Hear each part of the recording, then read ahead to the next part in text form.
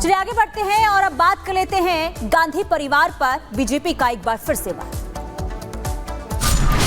एक व्यक्ति झांक रहा हो पीछे से और वो व्यक्ति कोई और नहीं मल्लिकार्जुन खड़गे जी। इससे ज्यादा आपत्तिजनक बात क्या हो सकती है?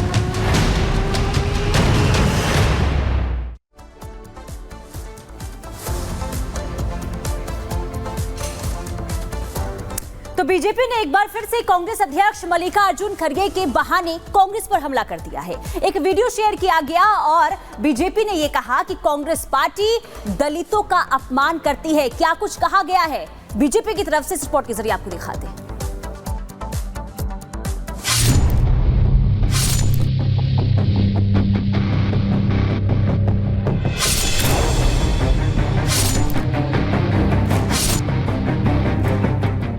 ये दरवाजे के बाहर खड़े अंदर झांकते कांग्रेस पार्टी के अध्यक्ष मल्लिकार्जुन खड़गे हैं।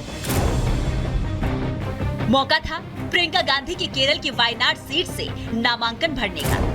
खड़गे साहब दरवाजे के पीछे से झांकते नजर आए। वो नामांकन के समय डीएम के कमरे में मौजूद नहीं थे। खड़गे दूर से प्रियंका गांधी के नामांकन को देखने की कोशिश करते रहे। खड़गे का ये वीडियो सोशल मीडिया पर जमकर वायरल हो रहा है, लेकिन सवाल वीडियो वायरल होने का नहीं है, खड़गे के दरवाजे पर खड़े होने का है। बीजेपी अब इस वीडियो के बहाने कांग्रेस पर निशाना साध रही है। पूछ रही है कांग्रेस पार्टी से खड़गे कितने दूर कितने पार। खड़गे के बहाने बीजेपी ने कांग्रेस के खिलाफ मोर्चा खोल दिया है। बीजेपी का आरोप है कि चूंकि खड़गे दलित है इसलिए उनको बाहर रखा गया। कांग्रेस पार्टी दलित विरोधी है। हमने दिखाया कि कांग्रेस का अंदर दलितों का पोजीशन क्या है। बाहर राहुल गांधी दिखाता है कि कांग्रेस पार्टी दलितों को समर्थन करता है, दलितों को समता का भागीदारी देता है, लेकिन अंदर खाना का बात कैसा होता है, दलितों को कैसे अपमान किया जाता है। काल का वीडियो जो बाहर हुआ खड़गे जी का साथ जो हुआ उसका बात लोगों को बताने के लिए और कुछ नहीं रह गया है। कांग्रेस का पर्दा साफ हो चुका है। दलितों को वो बाहर में दिखाता है कि हम लोग दलितों का साथ है, अंदर में दलितों को अपमान किया जाता है, as a third class citizen treat किया जाता है, अनटचेबिलिटी को प्रैक्टिस किया जाते हैं। तो मेरा लगता है कि जो भी कोई दलित समाज अभी भी कांग्रेस पार्टी में है या कांग्रेस पार्टी को समर्थन करता है, काल वो वीडियो देखने का बाद उनका कांग्रेस पार्टी के लिए जो भी उनका मन में था वो साफ होना चाहिए। कांग्रेस पार्टी में दलितों का कोई सम्मान नहीं है, पिछड़े का कोई सम्मान नहीं है। राहुल गांधी ढोंगी और ड्रामा करते हैं। कांग्रेस का डीएनए मूलतः दलित विरोधी और ओबीसी विरोधी है। कैसे माननीय खड़गे जी जो कि एक दलित नेता है उनको बाहर खड़ा कर दिया। मतलब परिवार के सदस्य ही अंदर जा सकते हैं नामांकन के लिए।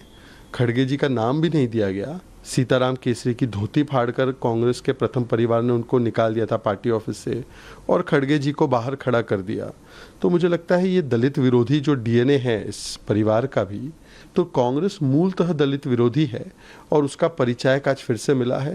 मुझे लगता है दलित समाज बहुत अपमानित महसूस कर रहा है। बीजेपी ने प्रेस कॉन्फ्रेंस कर खड़गे के बहाने सीताराम केसरी तक का जिक्र कर डाला।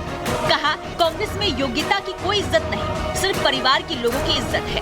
खड़गे से पहले कांग्रेस सीताराम केसरी का भी ऐसे ही अपमान कर चुकी है। आप टिकट किसे दें ये आपका अंदरूनी मामला है, अध्यक्ष कौन बनाए ये आपका अंदरूनी मामला है। लेकिन अगर एक नेता है वो पिछड़े समाज से आता है और जिस कमरे में नामांकन हो रहा था उस कमरे के दरवाजे को बंद कर दिया जाए और एक व्यक्ति झांक रहा हो पीछे से और वो व्यक्ति कोई और नहीं मल्लिकार्जुन खड़गे जी थे। हालांकि कांग्रेस इस मामले पर सफाई दे रही है। कह रही है नामांकन के वक्त कुछ ही लोगों को जाने की इजाजत थी। ऐसे में सवाल खड़े होते हैं, नामांकन में सिर्फ परिवार ही क्यों? चुनाव पार्टी सिंबल पर लड़ी जाती है, न कि परिवार के नाम पर।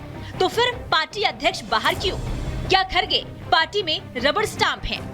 कांग्रेस ने खड़गे के बहाने बीजेपी को बैठे बिठाए मुद्दा दे दिया।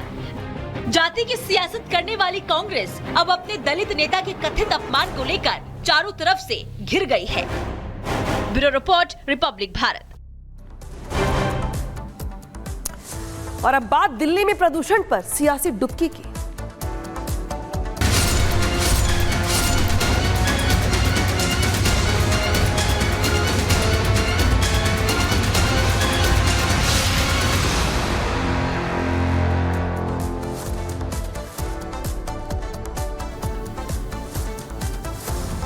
से पहले प्रदूषण को लेकर यमुना में झाग को लेकर सियासत गर्म हो गई है, जहां पे एक तरफ बीजेपी ने यमुना में डुबकी लगाते हुए यमुना की दशा को लेकर केजरीवाल सरकार को घेरा है, आतिशी सरकार को घेरा है, तो वहीं दूसरी ओर आम आदमी पार्टी ने इसे बीजेपी की सियासत करार दिया है। रिपोर्ट दिखाते हैं आपको।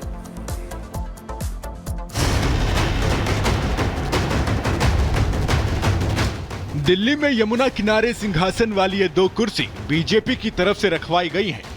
बुलावा आम आदमी पार्टी के मुखिया अरविंद केजरीवाल के साथ दिल्ली के मुख्यमंत्री आतिशी को है।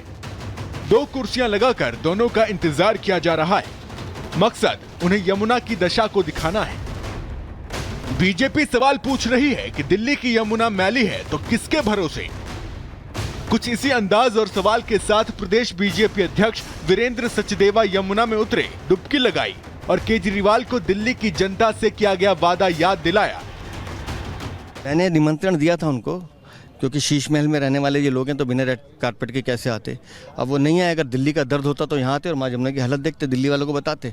अब दिल्ली वाले देख रहे हैं कि किस तरह से आम आदमी पार्टी के नेता उनको लूटने का काम कर।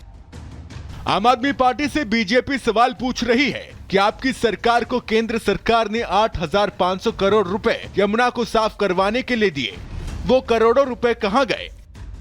माँ यमुना की जो हालत है ये दयनीय है। मुझे दुख हो रहा है। माँ यमुना के लिए हमारी श्रद्धा है, लेकिन अरविंद केजरीवाल तुमने माँ यमुना के साथ धोखा किया है।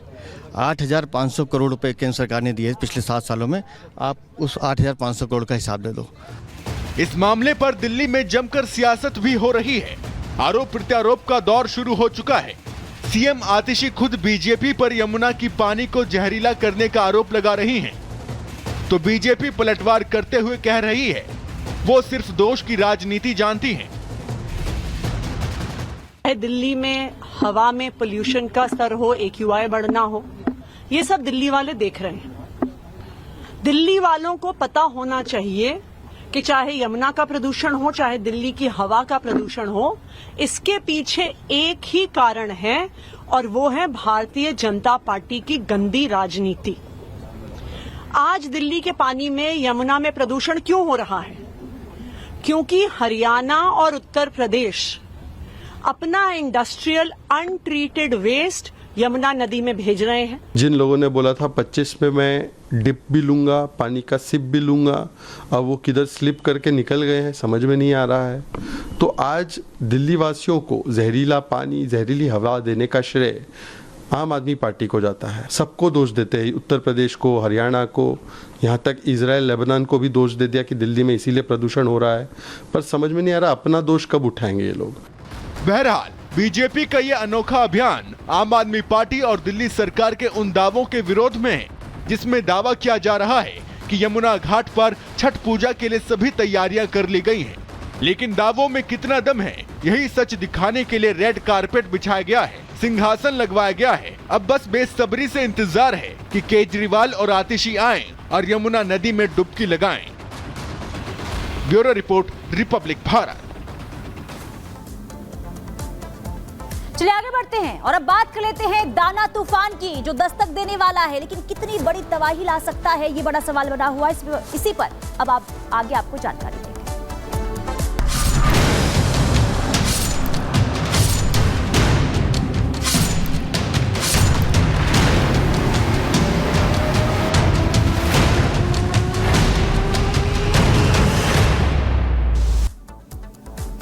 तो चक्रवाती तूफान दाना तेजी के साथ उड़ीसा की तरफ आगे बढ़ रहा है और जैसे जैसे ये करीब आ रहा है, समंदर का मिजाज बदलता हुआ दिखाई दे रहा है। मौसम विभाग की माने तो साइक्लोन दाना का असर उड़ीसा की तकरीबन आधी आबादी पर पड़ेगा और पश्चिम बंगाल का एक बड़ा हिस्सा इसकी चपेट में आएगा। इसी कुदरती कहर से बचने की आखिर क्या तैयारी की गई है, आपको रिपोर्ट दिखाते हैं।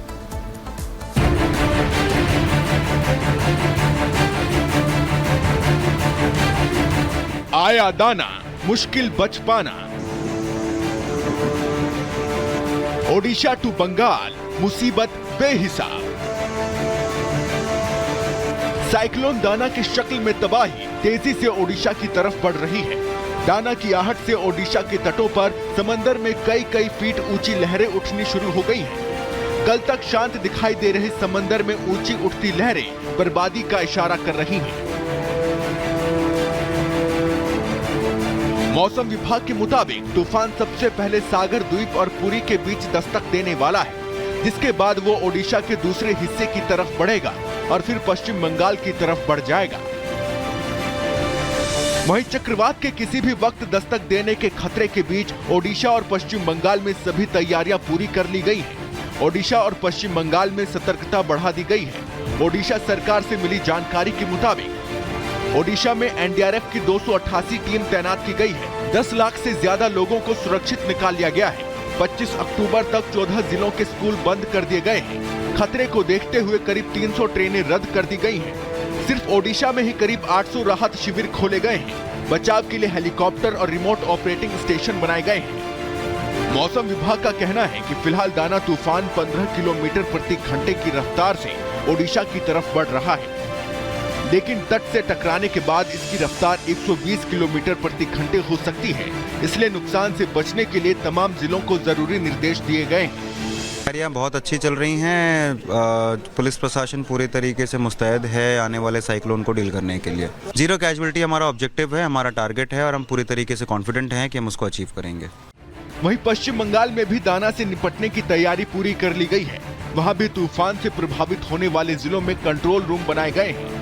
कोलकाता एयरपोर्ट से उड़ानें रद्द कर दी गई हैं। जानकारी के मुताबिक यहां दोपहर बाद मौसम खराब होने का अनुमान है, इसलिए वक्त रहते लोगों को आगाह कर दिया गया है। प्रशासन और मंत्री जनता को भरोसा दे रहे हैं कि पश्चिम बंगाल सरकार हर स्थिति से निपटने के लिए तैयार है। हमारे कलकत्ता में सब पंपिंग स्टेशन एट टोज